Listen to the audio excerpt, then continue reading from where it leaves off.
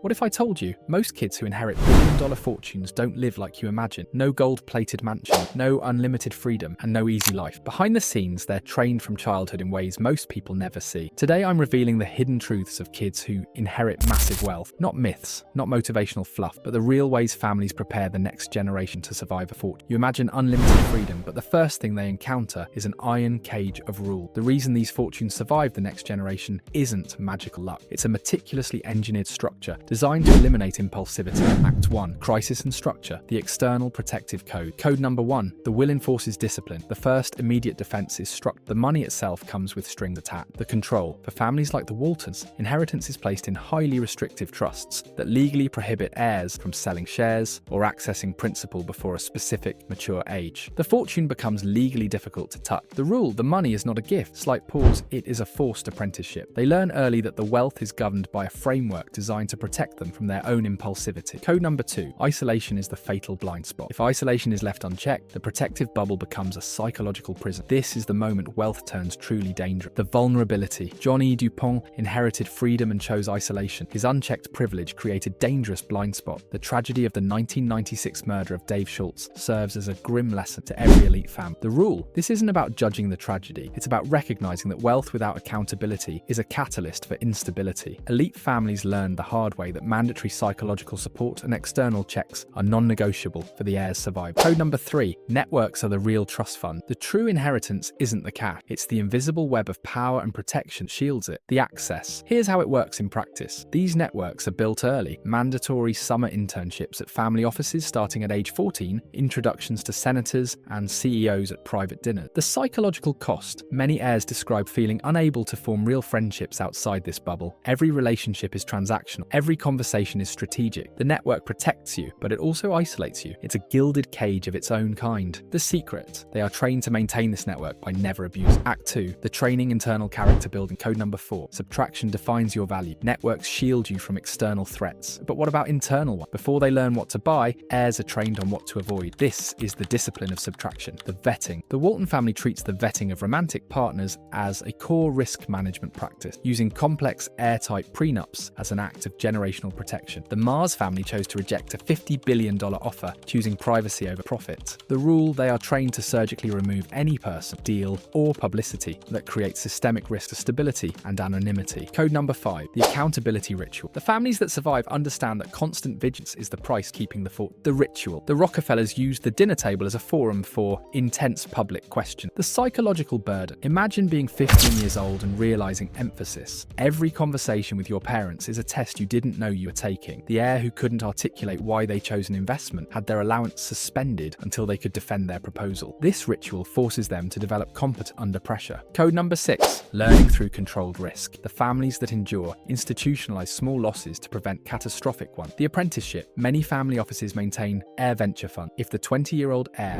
loses the budget, the family considers it the cheapest tuition they will ever pay. The cautionary tale. This restraint is the only shield against ego. Edgar Bronfman Jr. inherited a stable empire but lacked the training in small failures. So when his ego told him the Seagram liquor business was boring, he bet everything on entertainment. Over $20 billion vanished. His failure was not about ambition, it was about unchecked ambition, without the restraint that comes from learning through small, contained loss. Code number 7. Ambition is a risk multiplier. Ambition, unchecked by restraint, is often the family's most dangerous internal risk. The code. They are taught that restraint is a billion-dollar asset. They must value stability and consistency over the dopamine hit of a massive, risky deal. Code number 8. Identity is earned, not given. This is the most psychologically brutal code. The mandate. Some of the most resilient families, particularly those with centuries-old European wealth, enforce a controversial practice: mandatory exile. The heir must get a real, non-family job, often in an entirely different city, and work for several years without using the family name. The psychological burden. Voluntarily giving up inherited advantage to prove you're more than your inheritance requires profound humility. This discipline ensures that competence precedes the inheritance. Act 3. The philosophy. The enduring mindset. Code number 9. The 200-year pressure. The final layer of survival is perspective. They don't think in years, they think in centuries. The code. The Grosvenor family's estate decisions are governed by a 200-year. They don't sell property for immediate profit. They invest in infrastructure that will appreciate over 7 generations. The principle: this generational pressure forces ruthless patience. Imagine being 25 and told that your investment decision today will determine whether your great-great-grandchildren live in security or poverty. That weight, that crushing, humbling responsibility is what separates dynasties from disaster. Code number 10. Money is a magnifier, not a miracle. This is the ultimate philosophical truth. Wealth is a powerful lens that simply amplifies what's already inside. The families that endure focus on legacy. Family meetings focus more on the philanthropic mission and ethical conduct than on quarterly returns. The final lesson, because here's the truth the Vanderbilts learned too late. If you're empty inside, no amount of money will fill you. If you're whole, you don't need it to. The money just reveals which one you are. Now let's be clear, most people will never face these problems. The burden of managing billions is still a form of extraordinary privilege, but the principles underneath, discipline, restraint, long-term thinking, building identity through competence, those apply to anyone building anything meant to last. We started by asking why 90% of dynasties fail. Now you know, they failed the tests money created. The question isn't whether you'll inherit a fortune, it's whether you'll build character strong enough to handle whatever comes your way. That's what makes these survival codes universal. If these lessons changed your perspective today, here's the challenge. Like this video if the psychological cost of inheritance surprised. Subscribe for more deep dives into the psychology of power and wealth. Here's my question for you. Which of these 10 survival codes, the accountability ritual or the 200-year pressure, is the hardest to follow? Comment below and tell me why.